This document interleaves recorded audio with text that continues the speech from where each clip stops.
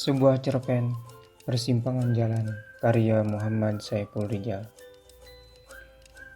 Dibacakan oleh pengarangnya sendiri.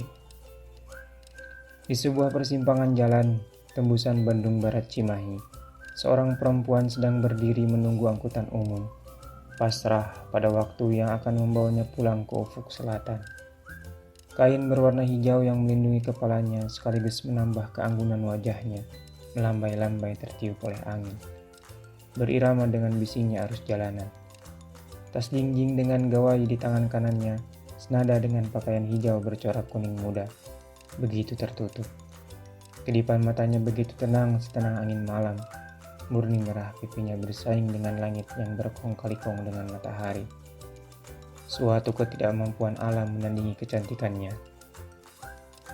Sebuah manifestasi dari kelembutan hati yang diidamkan banyak lelaki. Sikapnya yang santun, tutur katanya yang lembut, pengetahuannya yang luas, ilmu agamanya yang tercermin dari tingkah lakunya, membuat semua kalangan antri ingin mencuri hatinya. Pejabat, usahawan, tentara, polisi, PNS, dosen, bahkan dari kalangan tak berpunya pun ikut mendaftarkan diri pada Tuhan untuk mendapatkan surga yang diturunkan ke buminya. Ya, tercatat seorang lelaki yang tidak tahu malu dengan keadaannya, yang bangga dengan ketidakpunyaannya. Hajar. Ia hanya tahu kalau cinta tidak memandang dari mana ia berasal. Seberkilau apa emas dan permata yang dimiliki orang kaya, seberapa tinggi kedudukan yang disinggahi para raja-raja, sebanyak apa pangkat yang menempel di jas para pejabat, sepanjang apa gelar yang menambahi nama-nama kaum yang menganggap dirinya terpelajar. Bahkan, pandangannya terhadap uang hanyalah sebuah kertas yang bertuliskan huruf dan angka.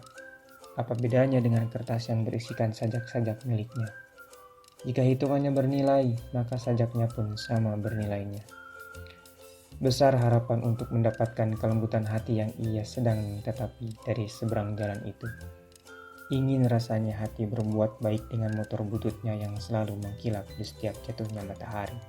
Namun, belum ada kesempatan dan nyali yang cukup untuk sekadar berlalu di hadapannya.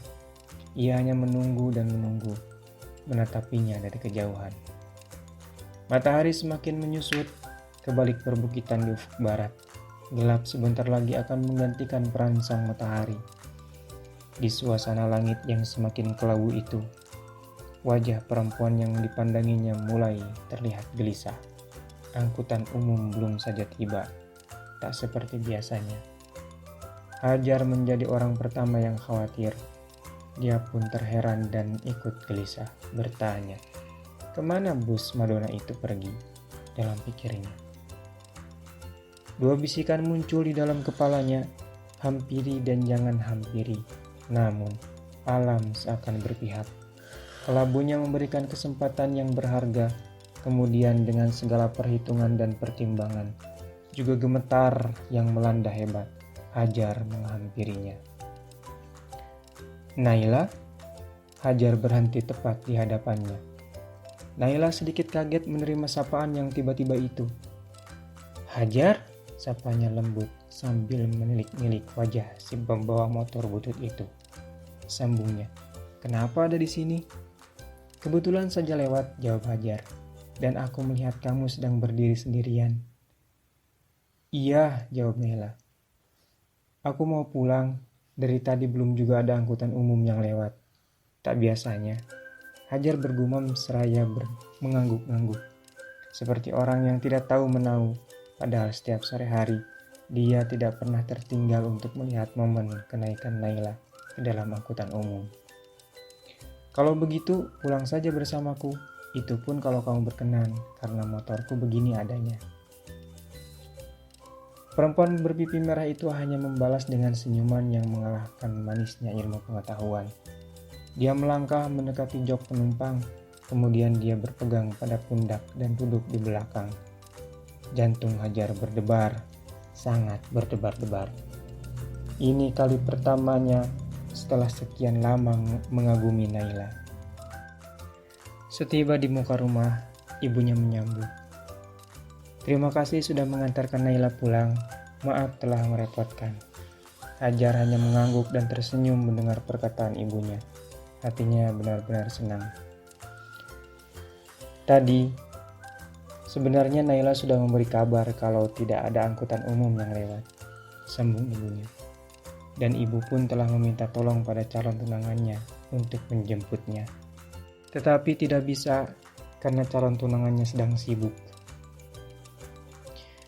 Hajar terkejut sejadi-jadinya dan dadanya seketika terasa sesak. Wajahnya memerah.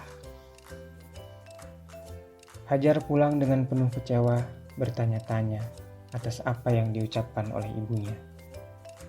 Ia jatuhkan tubuhnya ke atas kasur, memandang langit-langit kamarnya.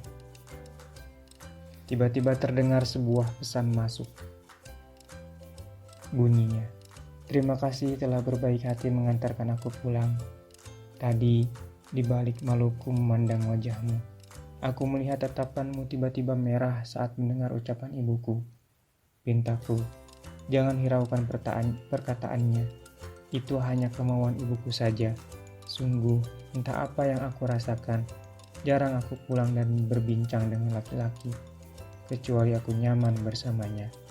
Dan ini untuk kali pertamanya. Salam, Naila."